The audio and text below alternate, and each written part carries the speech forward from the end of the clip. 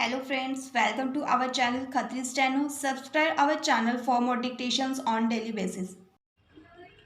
Challenge in this appeal is the judgment of the learned single judge of the Patna High Court holding that the appellants were not entitled to a decree for specific performance of contract. In a second appeal filed by the respondent, the judgment and decree of the trial court, as affirmed by the first appellate court, were reversed and the suit of the plaintiff was dismissed. Originally, the suit was filed by the husband of appellant number 1. After death of appellant number 1, his legal heirs were substituted. The High Court proceeded on the basis that the plaintiff had not proved that he was ready and willing to perform his part of the contract. There was neither pleading nor evidence was tendered in terms of requirement of Section 16C of the Specific Relief Act 1963. Learned counsel for the appellants highlighted as to how the judgment of the High Court suffers from various infirmities both factually and on principle of law. None appears for the respondent, though she was represented by a counsel who did not appear on several dates of hearing and also is not present today. The High Court recorded findings to the effect that there were no specific averments in the pleadings that the plaintiff was ready and willing to perform his part of the contract, and also no evidence was adduced in this regard.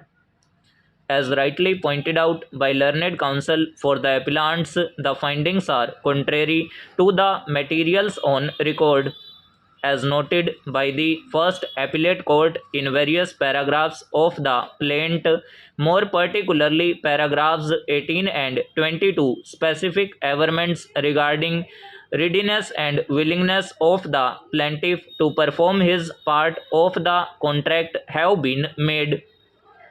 Additionally, the plaintiff, who was examined as PW9, has categorically stated that he had gone to tender the money, that is, the consideration, to the defendant, who was not agreeable to return the sale deeds, and therefore the only course left open to the plaintiff was to file a suit.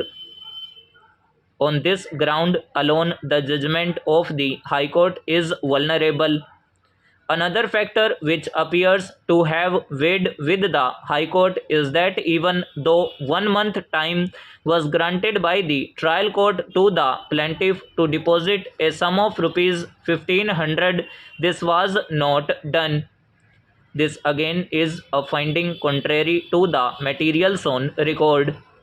There can be no quarrel with the proposition that in a suit for specific performance of the contract, the plaintiff must prove that he was ready and willing to perform his part of the contract continuously between the date of the contract and the date of hearing of the suit. But the finding that the plaintiff has not proved his capacity to perform his part of the contract, as he was not even ready to deposit the money in terms of the trial court's order, is factually wrong.